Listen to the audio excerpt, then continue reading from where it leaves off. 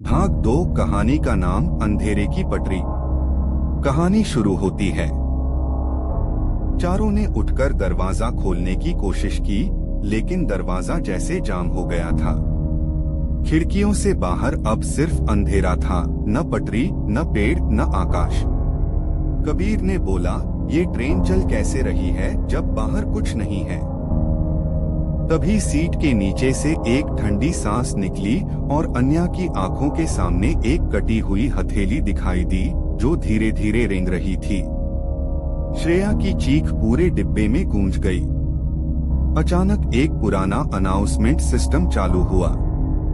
यात्रीगण कृपया ध्यान दें, आपने उस ट्रेन में चढ़ने की गलती की है जो सिर्फ मरे हुए लोगों के लिए चलती है। चारों की सांसें रुक गईं। तभी ट्रेन फिर एक स्टेशन पर रुकी, नाम था शवपुर। पर ये स्टेशन किसी भी रेलवे मैप में नहीं था। दरवाजा खुला और कई धुंधले साए डिब्बे में घुस आए।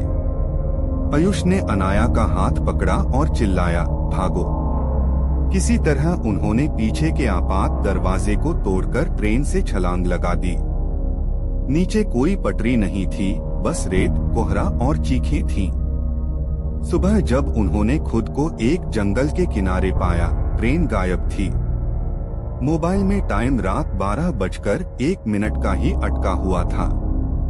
बाद में जब वे स्टेशन पहुंचे और गार्ड को बताया तो गार्ड ने चौंक कर कहा, कालरात्रि एक्सप्रेस तो 10 साल पहले एक हादसे में जल गई थी।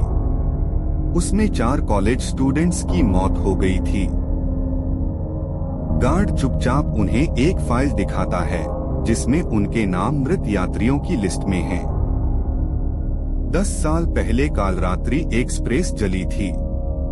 तुम चारों उसी डिब्बे S13 में थे और तब से हर साल उस दिन ट्रेन चलती है तुम्हें लेने। चारों डर जाते हैं। कबीर धीरे से कहता है, पर अगर हम मरे हुए हैं तो जिंदा कौन है? तभी अन्या की आंखें सफेद हो जाती हैं और वह मुस्कुराते हुए कहती है, मुझे तो याद था, बाकी तुम भूल गए थे। तीनों पीछे हटते हैं। अब उन्हें एहसास होता है अन्या तो शायद कभी ट्रेन से उतरी ही नहीं थी।